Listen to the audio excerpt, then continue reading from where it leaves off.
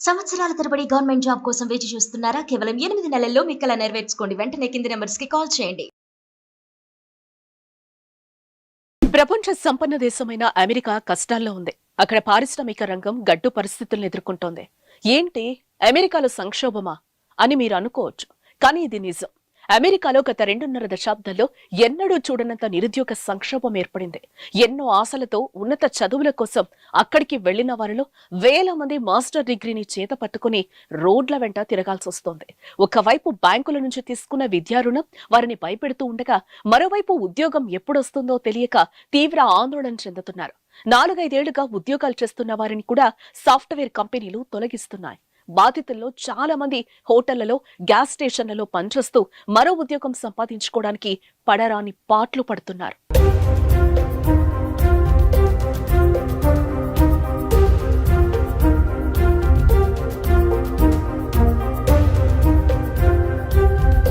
అమెరికాలోని సాఫ్ట్వేర్ కంపెనీలో అధిక వేతనాలతో కూడిన ఉద్యోగాలు లభిస్తాయనే నమ్మకంతో మన దేశం నుంచి ప్రతి ఏడాది విద్యార్థులు అక్కడికి వెళ్తూ ఉంటారు. ఇలా 2022-23 సంవత్సరంలో దాదాపు 2 లక్షల మంది వెళ్లారు. వీరిలో తెలుగు విద్యార్థులు 45,000 నుంచి 55,000 మంది వరకు ఉంటారని కన్సల్టెన్సీ సంస్థల ప్రతినిధులు తెలిపారు. అమెరికా వెళుతున్న విద్యార్థుల్లో చాలా మంది MS లో కంప్యూటర్ సైన్స్, దాని అనుబంధ కోర్సులను చదివేందుకే అధిక ప్రాధాన్యం ఇస్తున్నారు. 2 ఏళ్ల కిందటి వరకు అమెరికాలో MS చేసిన వారిలో దాదాపు 85% మందికి అక్కడే ఉద్యోగాలు లభించాయి.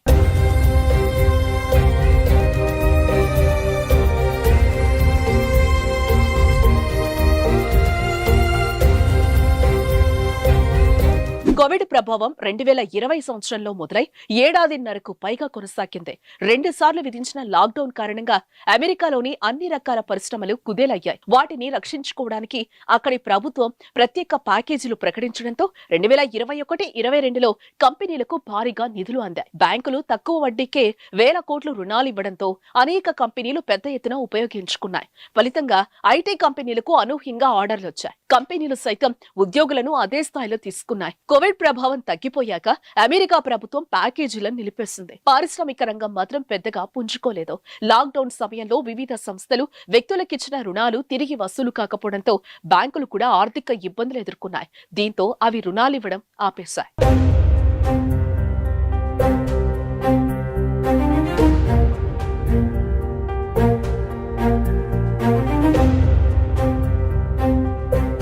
అప్పటిదాకా 3-4% వరకున్న వడ్డీ రేటును గరిష్టంగా 8% పెంచేశాయి.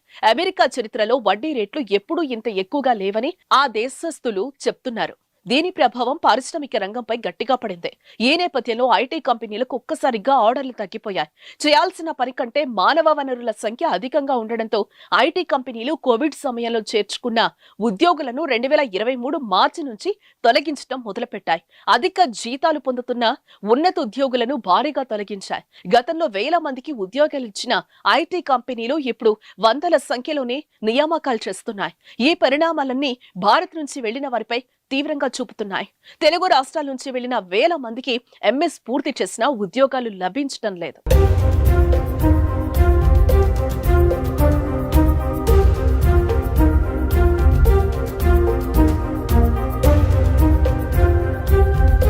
అమెరికాలోని నిబంధనల ప్రకారం ఆ దేశంలో MS పూర్తి చేసిన వెంటనే సంబంధిత యూనివర్సిటీ విద్యార్థి పేరిట OPT I-20 optional practical training ని విడుదల చేస్తుంది. ఇది వచ్చిన నెల రోజుల్లోనే ఎంప్లాయ్మెంట్ ఆథరైజేషన్ డాక్యుమెంట్ కి దరఖాస్తు చేయాలి. దీనికి ఆమోదం లభించిన 3 నెలల్లో ఏదో ఒక ఉద్యోగంలో చేరాలి. లేని పక్షంలో ఆ దేశాన్ని విడిచిపెట్టాలి. అయితే విద్యార్థులు వర్సిటీ ఫీజుల కోసం 20 లక్షల నుంచి ₹1 కోటి వరకు బ్యాంకుల నుంచి విద్యా రుణం తీసుకుంటారు. స్వదేశానికి వచ్చాక ఇక్కడ ఉద్యోగం దొరకకపోతే ఆర్థిక పరిస్థితి తలకిందులవుతుంది. అందుకే ఏదో ఒక రూపంలో అమెరికాలో ఉండేందుకు ప్రయత్నిస్తున్నారు.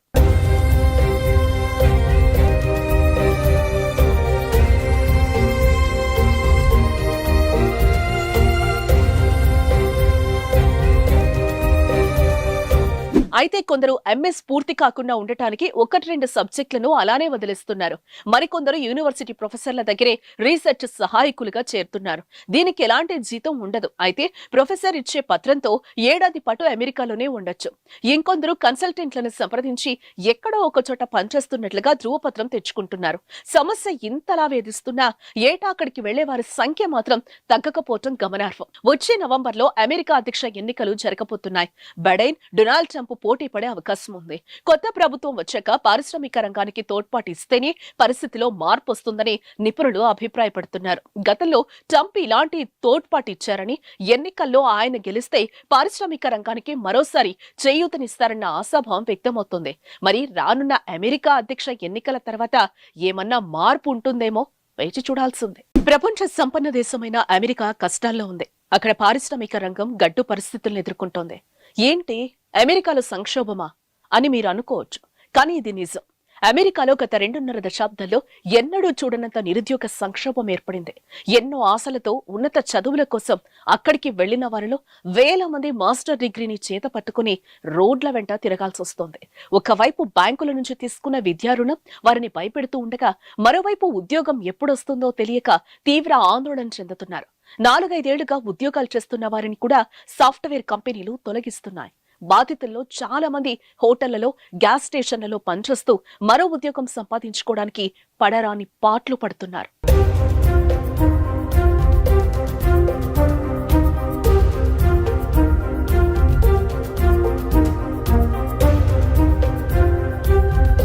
అమెరికాలోని సాఫ్ట్వేర్ కంపెనీలో అధిక వేతనాలతో కూడిన ఉద్యోగాలు లభిస్తాయనే నమ్మకంతో మన దేశం నుంచి ప్రతి ఏడాది విద్యార్థులు అక్కడికి వెళ్తూ ఉంటారు.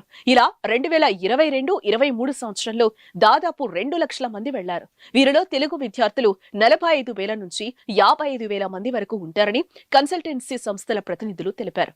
అమెరికా వెళుతున్న విద్యార్థుల్లో చాలా మంది ఎంఎస్ లో కంప్యూటర్ సైన్స్, దాని అనుబంధ కోర్సులను చదివేందుకే అధిక ప్రాధాన్యం ఇస్తున్నారు. 2 ఏళ్ల కిందటి వరకు అమెరికాలో ఎంఎస్ చేసిన వారిలో దాదాపు 85% మందికి అక్కడే ఉద్యోగాలు లభించాయి.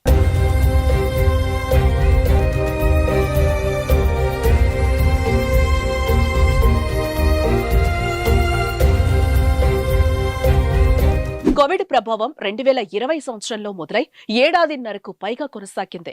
2 సార్లు విధించిన లాక్డౌన్ కారణంగా అమెరికాలోని అన్ని రకాల పరిశ్రమలు కుదేలయ్యాయి. వాటిని రక్షించుకోవడానికి అక్కడి ప్రభుత్వం ప్రత్యేక ప్యాకేజీలు ప్రకటించడంతో 2021-22లో కంపెనీలకు భారీగా నిధులు అందాయి. బ్యాంకులు తక్కువ వడ్డీకే వేల కోట్లు రుణాలు ఇవ్వడంతో అనేక కంపెనీలు పెద్ద ఎత్తున ఉపయోగించుకున్నాయి.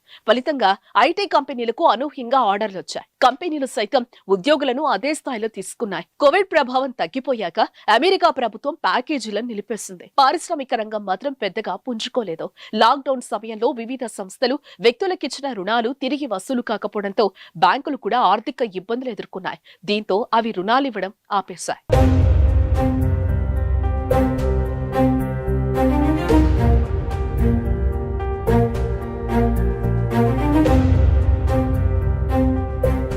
అప్పటిదాకా 3-4% వరకున్న వడ్డీ రేటును గరిష్టంగా 8% పెంచేశాయి. అమెరికా చరిత్రలో వడ్డీ రేట్లు ఎప్పుడూ ఇంత ఎక్కువగా లేవని ఆ దేశస్థులు చెప్తున్నారు. దీని ప్రభావం పారిశ్రామిక రంగంపై గట్టిగా పడింది. ఈ నేపథ్యంలో ఐటీ కంపెనీలకు ఒక్కసారిగా ఆర్డర్లు తగ్గిపోయాయి. చేయాల్సిన పని కంటే మానవ వనరుల సంఖ్య అధికంగా ఉండడంతో ఐటీ కంపెనీలు కోవిడ్ సమయంలో చేర్చుకున్న ఉద్యోగులను 2023 మార్చి నుంచి తొలగించడం మొదలుపెట్టాయి. అధిక జీతాలు పొందుతున్న ఉన్నత ఉద్యోగులను భారీగా తొలగించాయి. గతంలో వేల మందికి ఉద్యోగాలు ఇచ్చిన ఐటీ కంపెనీలు ఇప్పుడు వందల సంఖ్యలోనే నియామకాలు చేస్తున్నాయి. ఈ పరిణామాలన్నీ భారత్ నుంచి వెళ్లిన వారిపై తీవ్రంగా చూపుతున్నాయి. తెలుగు రాష్ట్రాల నుంచి వెళ్లిన వేల మందికి ఎంఎస్ పూర్తి చేసిన ఉద్యోగాలు లభించడం లేదు.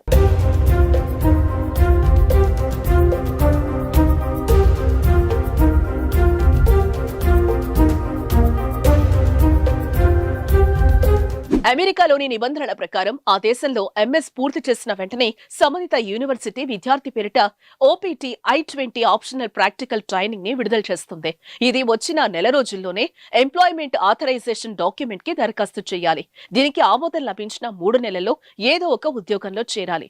లేని పక్షంలో ఆ దేశాన్ని విడిచిపెట్టాలి.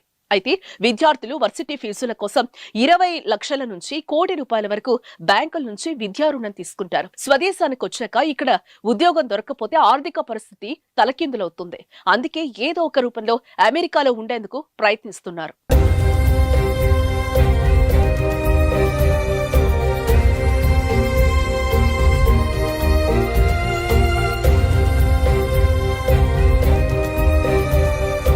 అయితే కొందరు ఎంఎస్ పూర్తి కాకుండా ఉండటానికి 1-2 సబ్జెక్టులను అలానే వదిలేస్తున్నారు. మరికొందరు యూనివర్సిటీ ప్రొఫెసర్ల దగ్గరే రీసెర్చ్ సహాయకులుగా చేరుతున్నారు. దీనికి ఎలాంటి జీతం ఉండదు. అయితే ప్రొఫెసర్ ఇచ్చే పత్రంతో ఏడాది పాటు అమెరికాలోనే ఉండొచ్చు. ఇంకొందరు కన్సల్టెంట్లను సంప్రదించి ఎక్కడో ఒక చోట పనిచేస్తున్నట్లుగా ధృవపత్రం తెచ్చుకుంటున్నారు. సమస్య ఇంతలా వేధిస్తున్నా ఏటా అక్కడికి వెళ్లే వారి సంఖ్య మాత్రం తగ్గకపోవటం గమనార్హం. వచ్చే నవంబర్లో అమెరికా అధ్యక్ష ఎన్నికలు జరగబోతున్నాయి. బైడెన్, డొనాల్డ్ ట్రంప్ పోటీ పడే అవకాశం ఉంది. కొత్త ప్రభుత్వం వచ్చాక పారిశ్రామిక రంగానికి తోడ్పాటు ఇస్తేనే పరిస్థితిలో మార్పు వస్తుందని నిపుణులు అభిప్రాయపడుతున్నారు. గతంలో ట్రంప్ ఇలాంటి తోడ్పాటు ఇచ్చారని, ఎన్నికల్లో ఆయన గెలిస్తే పారిశ్రామిక రంగానికి మరోసారి చేయూతనిస్తారన్న ఆశాభావం వ్యక్తమవుతుంది. మరి రానున్న అమెరికా అధ్యక్ష ఎన్నికల తర్వాత ఏమన్నా మార్పు ఉంటుందేమో వేచి చూడాల్సిందే.